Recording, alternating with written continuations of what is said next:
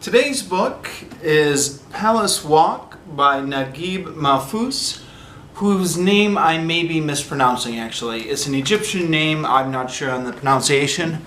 In fact, I should make this disclaimer right at the start of the video. I'm probably going to be mispronouncing all the character names throughout this review. It's a book about Egyptian characters. So with that caveat out of the way, I first heard about this book a few years back when I was listening to the History of World Literature by the Great Courses series. Now, they are not paying me anything to do an advertisement, but I'm going to do a plug anyways. I really love this course. It's by a professor called Grant Voth, I believe is the name, V-O-T-H.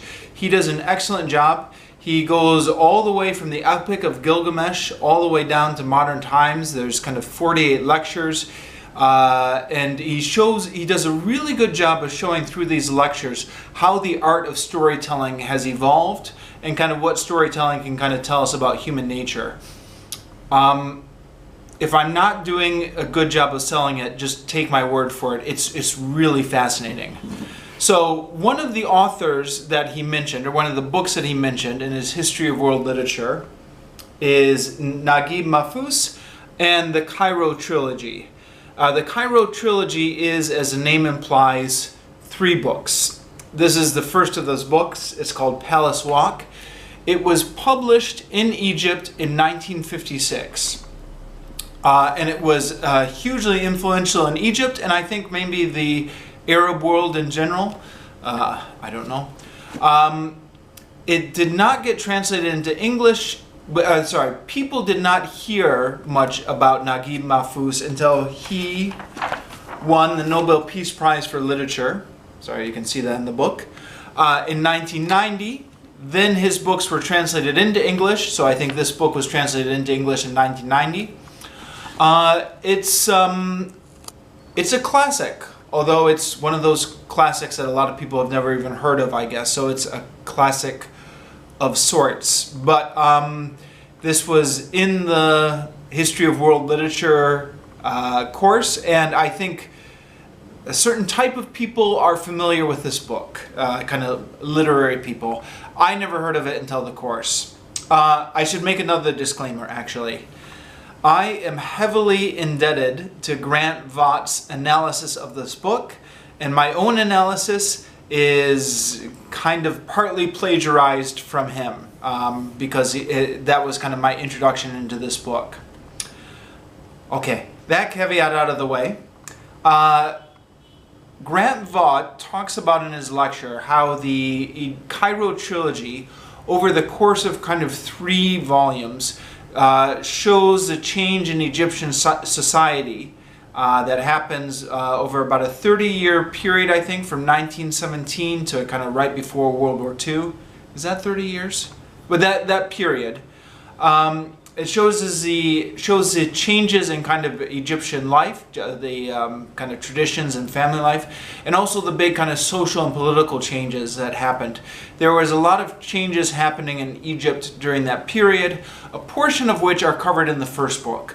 The first book starts off during the middle of World War I, when Egypt is under British control, and then without giving too much away, there's a revolution kind of halfway through the book, or a popular protest with ambitions to be a revolution. What's known as Egypt's Revolution of 1919. That results in kind of Egypt getting a kind of independence from Britain. So I'm a bit of a history geek, history politics geek, so kind of sold on that description of the book.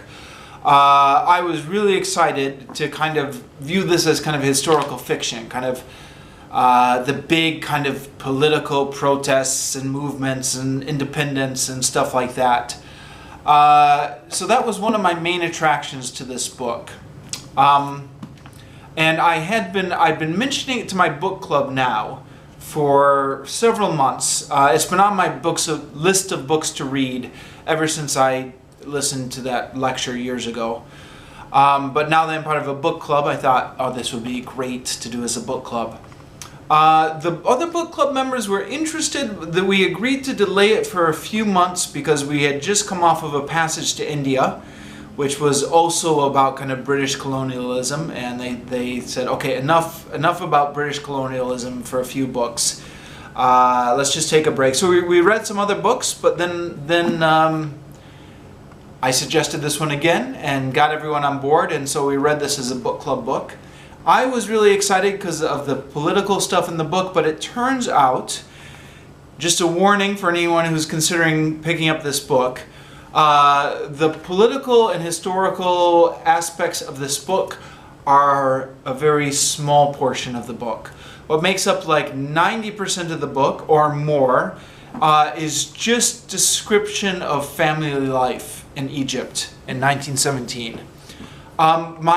In my own reading list, my best basis of comparison was War and Peace by Leo Tolstoy. War and Peace, if you've not read it, is another book that is kind of marketed, or people kind of think it's this epic novel about war and politics and stuff like that. And the war and the politics is in there, but the main point of the novel, if you've read War and Peace, it's just kind of family life in Russia, kind of, in the early 1800s, and just describing in as much detail as possible all the kind of habits that these aristocratic families had in Russia in the 1800s. This book is similar. The war and the revolution are in there, but boy, that's not the main part of the book. The main part of the book is describing in kind of minute detail the kind of habits and traditions of an Egyptian family at around 1917.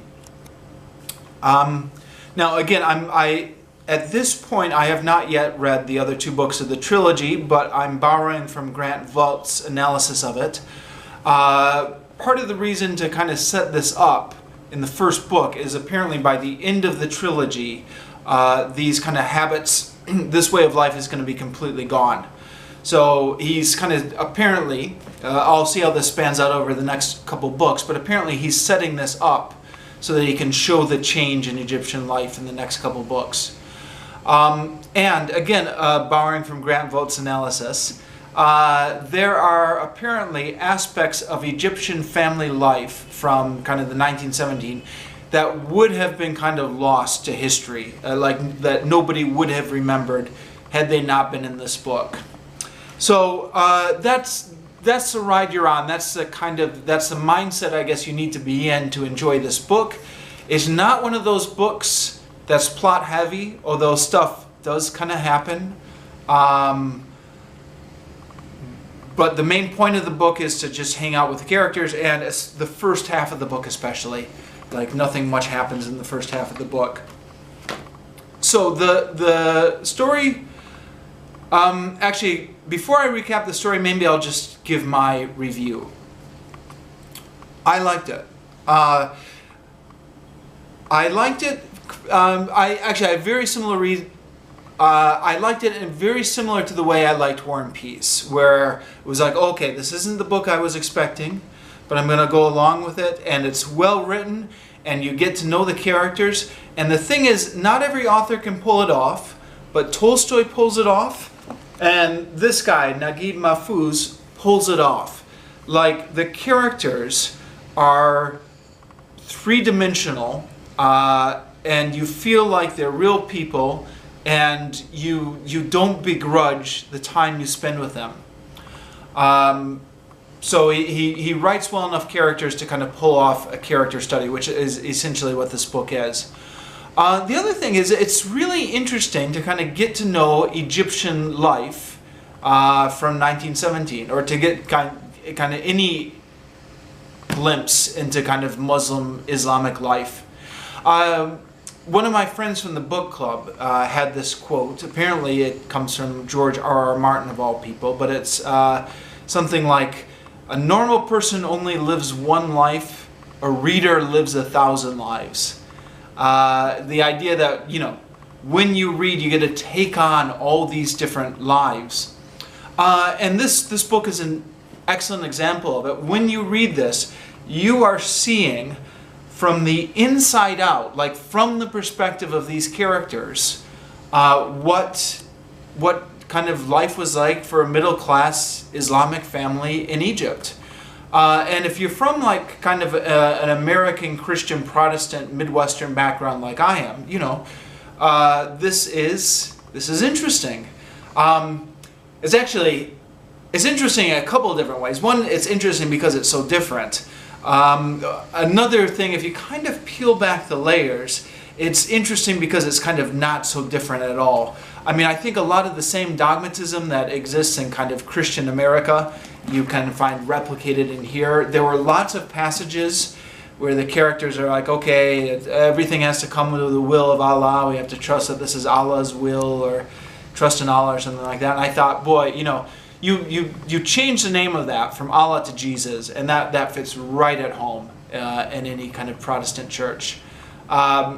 And the religious dogmatism and kind of the blind adherence to faith, the way they kind of use the Quran when they're debating any subject, whatever, you know, it's no matter what the subject is, you kind of go, if you want to debate it, you have to have verses from the Quran to kind of back up your argument. If you grew up in kind of Protestant schools, you're familiar with this kind of way of arguing. Of course, it's the Bible instead of the Quran. So yeah, that was really interesting. And then, spoilers, I guess, the second half of the book, when kind of the more political and the historical elements come into play, it has that much more of an impact on you because you've gotten to know these characters. You feel it all the more when their world is disrupted by kind of the outside influence of political events. And so in that respect, it really kind of paid off. And the characters are also interesting just in and of themselves.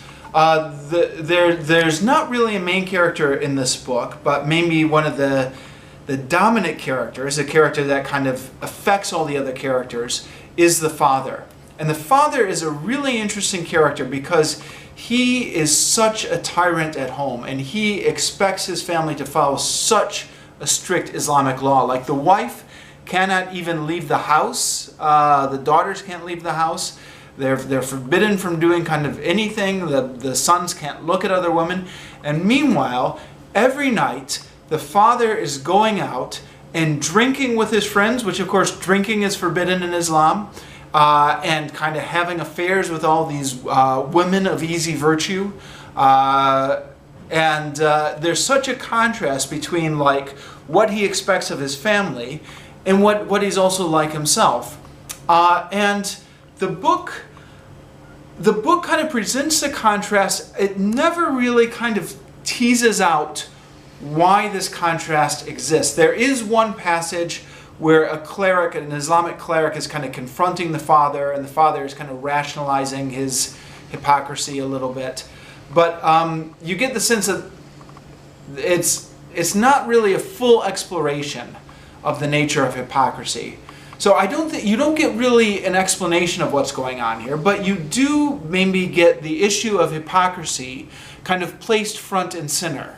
So kind of you, the reader, maybe have to think about, yeah, what's going on with hypocrisy? I mean, I think my own thoughts, because I was thinking about this when I was reading the book. Hypocrisy is kind of irrational.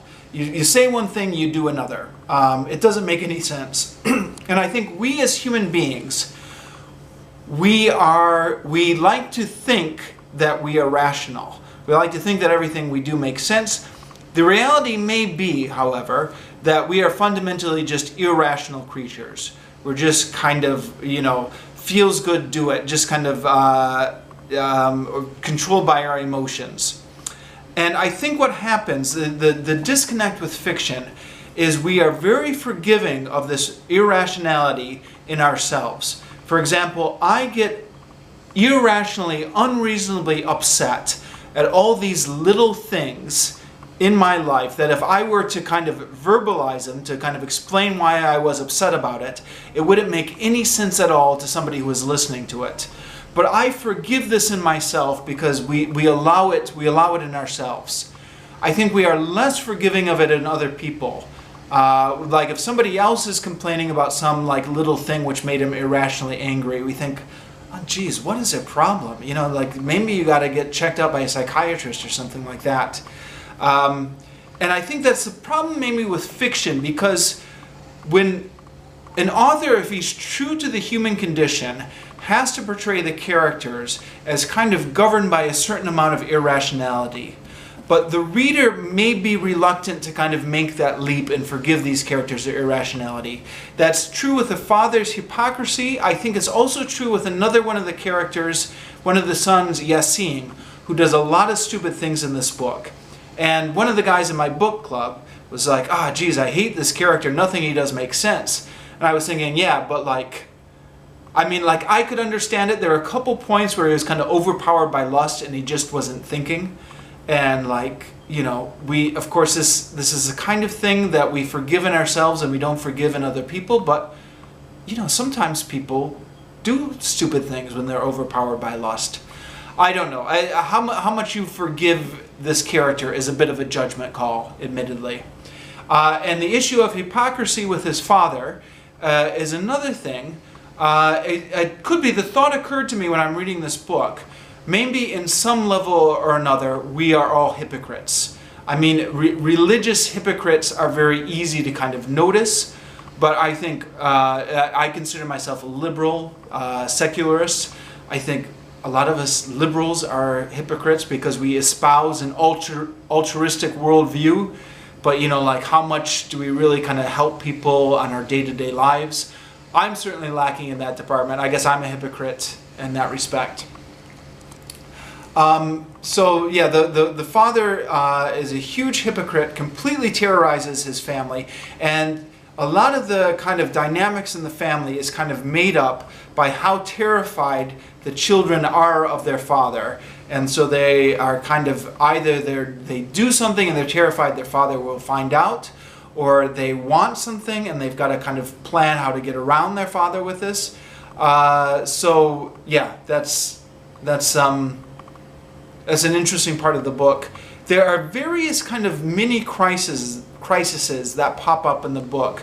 Again, kind of related to the fact that the father is such a tyrant and he's so difficult to live with. So for example, kind of minor spoilers here, I guess. One of the crises is the son wants to get married to the girl next door who he's in love with. The father not only kind of gets very angry at hearing the request, he's angry at the son for kind of presenting the request, and then he's angry that the son has the request because he's like, well, why is he in love? Has he been looking at her? Has my son been looking at the neighbor's daughters? Because like you're not supposed to look at the neighbor's daughters in this traditional family. And so then, you know, the son is really in love with this girl and he's like, oh geez, what do I do now? And so that's kind of one plot point.